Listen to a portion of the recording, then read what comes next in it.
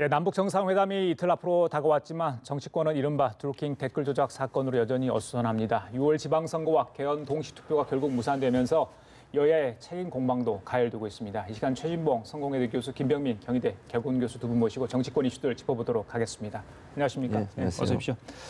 자, 먼저 드루킹 얘기부터 좀 하겠습니다. 과연 드루킹이 운영했던 그 조직들이 여러 가지 있는데 네. 실체가 과연 뭐냐? 이게 뭐 회원 수도 굉장히 많고 또 정말 돈을 받고 거기 활동했던 분들까지 한두 명이 아니고 그래서 여러 가지 관련해서 경찰이 조사를 벌이고 있지만은 아직까지는 분명히 드러난 거 없습니다. 뭐 경찰은 예전에 보는 수사의 속도를 내고 있습니다만 아직까지 그렇죠. 미흡하다 이런 지적이 나오고 있는데 예. 현재 상황을 봤을 때 20달의 정체, 성격은 어떻게 봐야 되는 거예요? 저는 그 한마디로 얘기하면 정치 브로커라는 생각이 들어요. 왜냐하면 드루킹이 접촉을 해서 정치적으로 영향을 행사하려고 했던 사람이 단순히 이번에 김경수 의원뿐만 아니라 박근혜 전 대통령도 대상이 됐었고요. 그 외에 다른 정치인들한테도 돈을 여러 번 주거나 아니면 접촉을 해서 뭔가 얻어내려는 의도를 갖고 있었잖아요. 노회찬 의원 선거운동원한테도 돈을 줘서 벌금으로 처벌을 받은 적이 있었고요. 또 잘 아시는 것처럼 안희정 전 충남지사한테도 접근해서 뭔가 얻어내려는 의도를 갖고 있었고 또 늘 정치인과 사진 찍고 그 사진 찍은 내용을 홍보하면서 자기 조직원들, 소위 드루킹을 따르고 있는 블로거에 참여한 사람들이나 회원들에게 본인의 어떤 영향력을 과시하는 그런 행동을 보여줬다고 하면 저는 이 사람은 거의 뭐 정치적으로 뭔가 인맥이나 이런 걸 이용해서 본인의 경제적 이익을 획득하려는 의도를 갖고 있었다는 생각이 들고 또 하나는 이제 종교까지는 아니더라도 사이비 종교 형태로 그 집단 생활을 하려는 의도를 갖고 있었다는 것도 보이지 않습니까? 예를 들면 두루미 마을이라고 하는 마을을 만들어서 거기서 회원들이 함께 생활할 수 있는 그걸 구조를 만들겠다고 하는 생각을 한 걸 보면 또 이 사람이 강의한 내용들을 보면 상당히 황당하면서도 이해할 수 없는 내용들이 많아요. 그 뭐 마치 그 등급을 7등급으로 나누고 거기서 최고에 있는 사람들이 지도력을 가지고 아래 사람들을 이렇게 지배할 수 있는 구조를 만들어놨다고 하면 종교는 아니더라도 종교적 색채까지 띌 수 있는 그런 어떤 집단주의 생활에 어떤 의도를 갖고 있었던 그리고 정치적으로 브로커이면서도 또 본인이 만든 어떤 조직을 통제하고 그 조직과 함께 생활하려는 의도를 갖고 있었던 사람이 아니었나 이런 생각이 듭니다. 자, 오늘 새롭게 드러난 내용이 굉장히 많습니다. 일단 경찰에서 발표한 내용을 보면요. 지난 1월 17일 댓글 조작 관련해서 경찰은 2건으로 발표를 했었죠. 그런데 총 39건이었다 이 얘기를 했고요.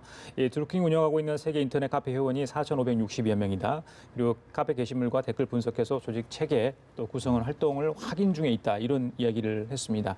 자, 교수님. 네. 그래서 경찰이 이제 수사를 하고 있는데 좀 늦었죠. 예, 또 제대로 될까요? 뭐 증거가 좀 많이 사라졌다 이런 이야기도 하고 있는데 어떻게 보세요? 뭐 늦었음에도 불구하고 경찰은 수사에 좀 속도를 내고 있는 모습입니다. 그 대표적인 케이스가 일단 뭐 김경수 의원의 보좌관에 관련해서도 이 압수수색에 대해서 5곳의 영장을 경찰에 신청하는 등 뭐 결국은 검찰이 이 부분에 대해서 5건 중 1건만 받아들였기 때문에 결국 검찰이 경찰에 대해서 수사를 좀 견제하는 것이 아니냐 이런 비판이 있긴 합니다만은 지금 세간에 있는 여론들이 경찰이 그동안 있었던 사건 속에서 수사를 제대로 하지 않은 부분들 때문에 많은 비판들이 쏟아지고 있는 터라 이 부분 속에서 결국은 마지막으로 정치권에서 특검으로 가게 됐을 경우 경찰이 밝혀내지 못했던 또 다른 내용들이 나오게 된다면 경찰이 그동안 수건 사업으로 얘기했던 검경 수사권 조정 문제가 완전히 이제 그 문제가 엉망으로 치달을 수가 있는 상황이기 때문에 경찰도 이 부분에 대해서 최대한의 노력을 견주하는 것 같고요. 사실 지금 경찰이 밝혀내야 될 핵심은 돈에 관한 문제가 아닐까라는 생각이 듭니다. 그러니까 지금 지난번 대통령 선거 때 선관위에서 확인했던 내용이 이 계좌로 8억 원의 자금이 들어왔고 여기에 대해서 2억 5천이 드루킹 등에 일단 이렇게 지급됐다라는 측면들이 나오게 되는 건데요. 이 부분을 사실은 지난번 있었던 선거관리위원회에서 검찰이 수사를 의뢰했고 검찰이 최종적으로 이 내용을 기소하지 않은 거거든요. 그러니까 문제는 지금 검찰이 여기에 대해서 굉장히 큰 약점을 갖고 있을 수 있는 부분이 생깁니다. 그래서 이 부분들을 파헤치기 위한 경찰의 수사 노력들이 사실 그 어느 때보다 중요한 상황이 아닌가 이렇게 생각이 됩니다. 그 방금 말씀하신 선관위 그 부분 이제 수사 의뢰를 했죠. 고발이 아니라 수사 의뢰를 했는데 검찰에서 불기소 처분 결정을 내렸다. 글쎄요, 당시에 왜 그랬을까요? 그러니까 지금도 추정을 하는 수밖에 없는데요. 검찰 쪽 입장은 일단은 분명히 보입니다만 그 당시의 상황에서는 그런 결정을 할 수밖에 없었다는 게 뭐 검찰 관계자 이야기입니다. 어떻게 보세요, 교수님? 그러니까 이 8억 원의 돈이 어디서 나온 것이냐. 그 당시 있었던 계좌 130개를 조회를 했다고 하는데요. 비누와 수건을 판 돈이었다. 그리고 강연료로 8억 원을 받았다라고 얘기를 하고 있는 게 일단 첫 번째 주장인 거고요. 2억 5천만 원이 드루킹 일당에게 지급이 됐는데 그것은 어디에 쓰였는가 하니 사무실 임대료 그리고 직원들에 대한 월급으로 쓰였다고 합니다. 근데 지금 우리가 이 느릅나무 출판사에서 일어나고 있는 일을 상상해 보건데 확인해 본 결과에 따라서 결국은 이 안에서 직원들이 하고 있는 일이라는 게 댓글에 대한 공작 작업들이 일어났던 곳이었고 느릅나무 출판사를 한 번이라도 가봤다라면은 여기에 대해서 꽤 오랜 기간 동안 출판사가 존재했지만 책을 한 권도 내지 않았기 때문에 충분한 의심이 가능했던 거고요. 또 8억 원이라는 비용이 들어왔지만 비누와 수건을 팔아서 강연료를 충당하는 돈이라고는 상상하기 어려운 측면들이 있는 거라 검찰이 과연 그 당시에 충분한 수사를 했는 것인가. 특히나 이 공직선거법, 특히나 대통령 선거에 대한 공소시효가 6개월에 불과하기 때문에 굉장히 짧은 기간 안에 세밀한 수사를 해야 됨에도 불구하고 여기 이제 여권 관계자와 관련된 내용이기 때문에 이 부분에 대한 수사를 미진하게 한 것이 아니냐 이런 비판이 나올 수 있습니다. 자금 이야기를 하셨는데 오늘 이제 그 지난번에 그 댓글 다는데 이용한 매크로 프로그램 외에도 킹크랩이라는 어떤 그 서버를 자체적으로 구축을 하지 않았습니까? 그렇죠. 자, 구축하는데 뭐 시간이 빨리 걸릴 수도 있겠지만 이거 굉장히 전문가들이 할 수 있는 그런 영역이다. 이런 이야기가 나오지 않습니까? 그렇죠. 자, 이렇게까지 동원했다. 그러면 목적이 있을 거 아니에요. 그렇죠. 그러니까 추가 댓글 어떤 조작에 를 시도했다. 이렇게까지 저희들이 좀 앞서서 이야기를 할 수 있겠습니까? 그럴 수 어떻게 있죠, 보세요? 충분히. 그러니까 이런 서버까지 만들어 가지고 조작을 시도했다고 하면 조직적으로 이걸 하려고 하는 의도를 갖고 있었다고 볼 수 없는 것이죠. 그러니까 단순히 그냥 매크로 프로그램만 한 게 아니라 서버 자체를 만들면 동시간에 엄청나게 많은 숫자의 댓글을 달거나 아니면 공감수를 올릴 수 있는 기능을 갖게 되는 거 아니겠습니까? 그럼 이 드루킹이라는 사람은 제가 볼 때는 뭔가 조직적으로 이 여론이나 여론 조작이나 아니면 댓글 조작을 통해서 여론을 자기들이 원하는 쪽으로 몰고 갈 의도를 갖고 있었다고 보고요. 그걸 단순히 그냥 본인의 어떤 즐거움을 위해서 하는 게 아니라 이걸 통해서 정치권과 줄을 대려고 했다는 데 의미가 있다고 저는 봐요. 그러니까 드루킹이라는 사람은 이런 서버를 만든 것도 결국은 정치권과 줄을 대고 권력과 줄을 대서 본인이 원하는 거 얻어내려는 의도를 갖고 있었다고 보여지거든요. 그러니까 이런 불법적인 행위를 하면서 결국 본인이 원하는 사람을 대통령에 당선시키든 아니면 본인이 원하는 사람에게 지원을 해서 그 사람이 뭔가 얻어내려고 하는 의도를 갖고서 행동을 했다고밖에 볼 수 없기 때문에 저는 드루킹이 이게 조직적으로 정치적인 어떤 브로커 역할을 하려고 했던 의도가 충분히 보여진다. 그런 차원에서 본다고 하면 드루킹의 이런 행동에 대해서 모든 걸 다 밝혀낸다고 생각을 합니다. 경찰이든 검찰이든 이 부분에서 정말 제대로 수사를 해서 드루킹이 어떤 행동을 했고 어떻게 정치권과 연줄을 대려고 했는지 하는 부분들을 잘 찾아내서 다 드러내야 되지 않겠습니까? 이게 하나라도 남겨놓으면 결국은 또다시 정치적 정쟁의 논란이 될 수밖에 없는 상황이니까 이번 기회에 드루킹의 실체를 완전히 밝혀내서 불법적인 행위를 했다고 하면 처벌을 해야 되는 상황이라 보여집니다. 알겠습니다. 그 수사의 속도를 내고 있는데 자 김경수 의원 보좌관이죠. 모 씨 피의자를 입건해서 30일 날 소환 조사를 하겠다고 이제 경찰이 밝혔습니다. 혐의가 청탁금지법 위반 혐의입니다. 이 정치자금법 위반 관련해서는 검찰의 어떤 제주의를 좀 받아보겠다는 건데, 그러니까 드루킹 측의 핵심 요원이었죠. 경공모의 회원 한모 씨로부터 이제 500만 원을 받았는데 또 다시 돌려줬어요. 그렇죠. 그 드루킹 구속한 이후에. 그렇죠. 가장 중요한 게 이 500만 원이 어떤 목적이었냐, 돈의 성격 아니겠습니까? 그렇죠. 그러니까 일단 공무원은 돈을 받으면 안 돼요. 그러니까 예를 들면 본인이 보좌관으로 일하는 동안은 공직에 있는 거잖아요. 결국은 그 사람이 누구한테는 돈을 받으면 안 되는 것이 기본적으로 청탁금지법, 소위 김영란법의 취지거든요. 그러니까 본인이 돈 받은 것 자체가 문제가 되는 거죠. 만약 그걸 무슨 그 서류를 쓰고서 본인이 빌렸다고 지금 뭐 본인은 그렇게 주장을 하고 있으니까 그런 근거나 증거가 있다면 문제가 없지만 그런 증거나 근거도 없는데 돈을 받았다. 그리고 돈이 예를 들면 선물 박스 안에 밑에 있어서 전달됐다고 얘기하고 있는 거 아니겠습니까? 그렇다고 이건 뇌물 성격이 강하잖아요. 그걸 받았으면 확인하고 돌려줬어야죠. 만약 이게 확인이 됐다고 하면 처음에는 몰랐다 하더라도. 그런데 그렇게 하지 않고 그 돈을 그냥 본인이 가지고 있다가 그것도 돌려준 시점 자체도 상당히 의문스러워요.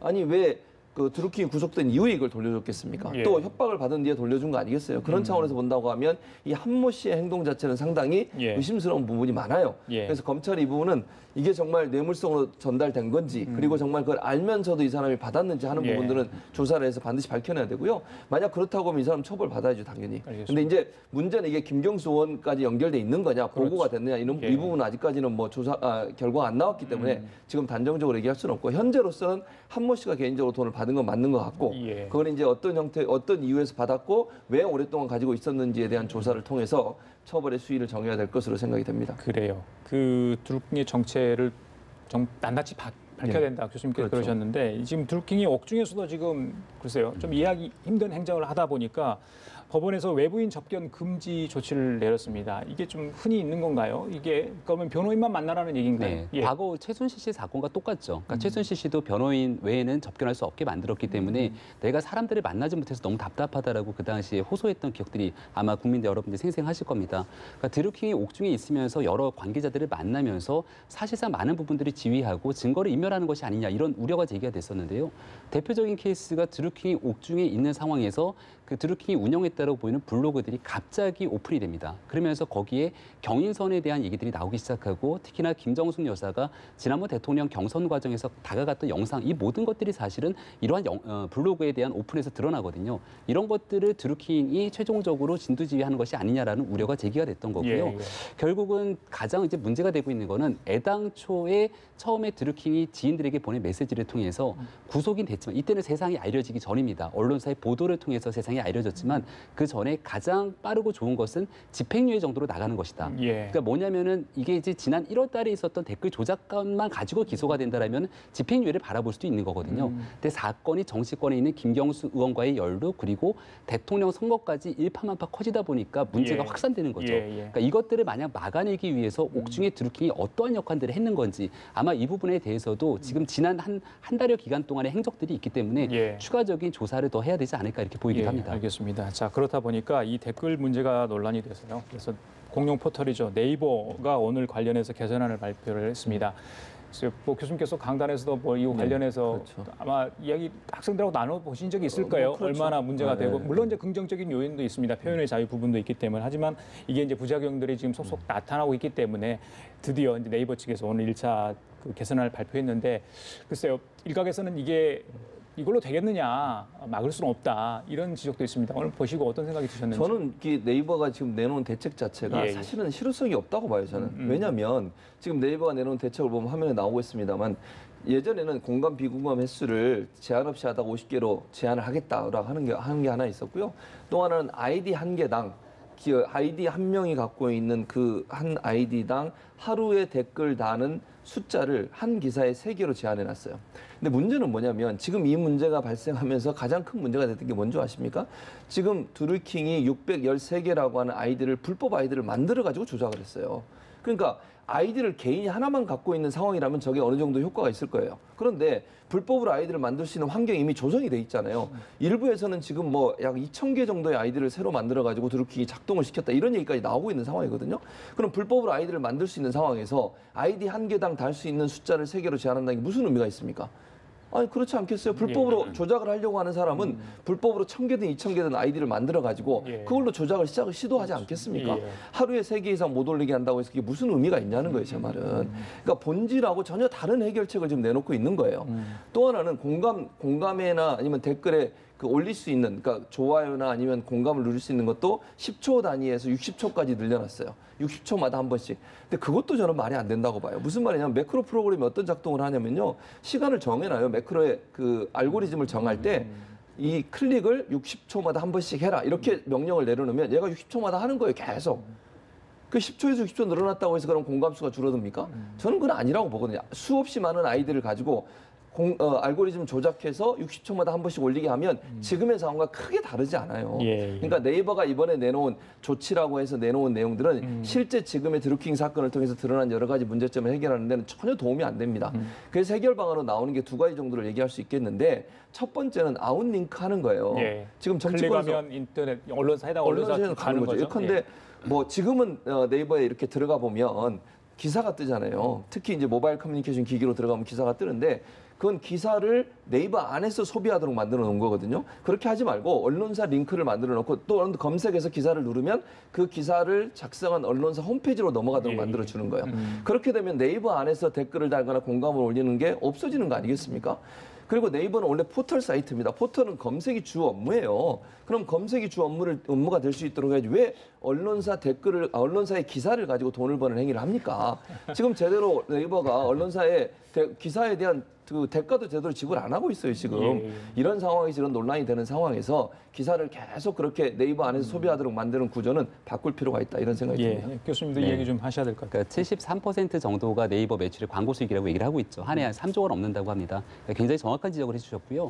저는 여기서 이제 댓글 기능 자체가 문제가 있다고 판단하는 이유 중에 하나가 전체 이용자의 단 0.9%만이 댓글을 단다는 겁니다. 뭐 일각에서는 표현의 자유가 중요하다는 말씀도 하시지만 저는 대한민국에서 굉장히 많은 사람들이 스마트폰을 이용하면서 이 네이버라고 하는 포털 사이트에 들어가서 원하든 원치 않든 기사를 가장 먼저 볼 수밖에 없게 돼 있습니다.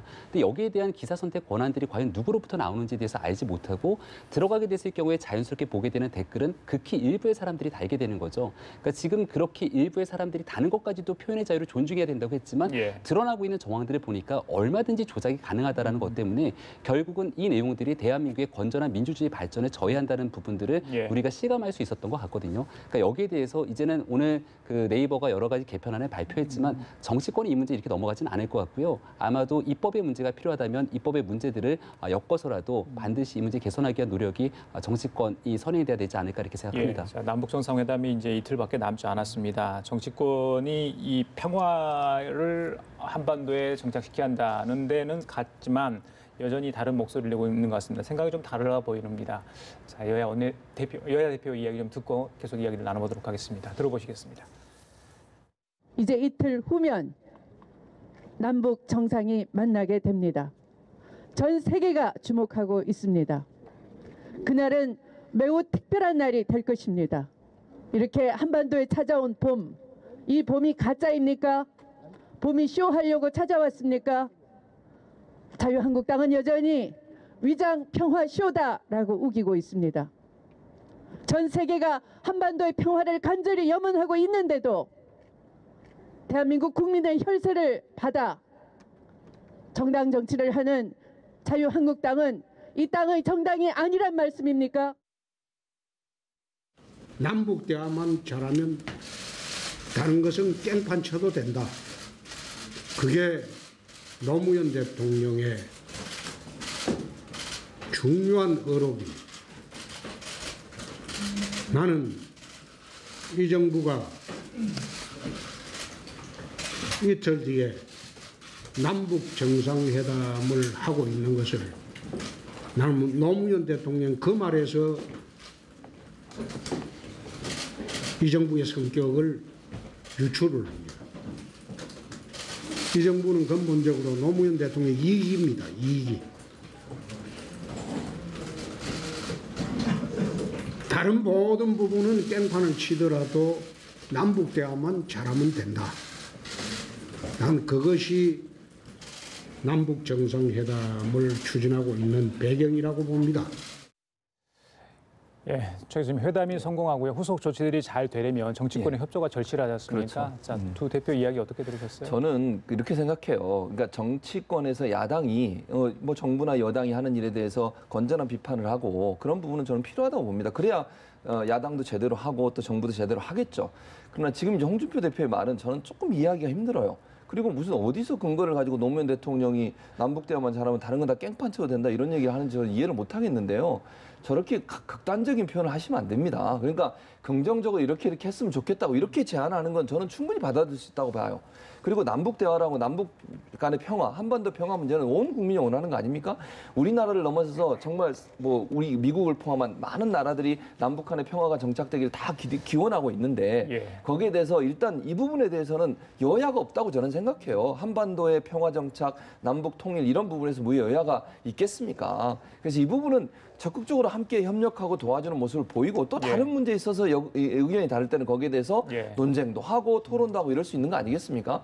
그런 차원에서 좀 접근했으면 좋겠다는 생각이 들어요. 이걸 분리시켜서 정치권이 이 문제마저도 이렇게 정쟁으로 같이 활용하려고 하고 다른 것과 묶어가지고 남북 대화의 어떤 성공적인 어떤 기원에 대해서도 문제를 제기하고 이러면 사실 이제 이거는 뭐 지금 아시는 것처럼 2,855명인가요? 거의 3,000명에 가까운 외신 기자들까지 와서 취재하고 있는 마당에 야당이 저런 모습을 보이는 건 조금 안타깝다 이런 생각이 듭니다.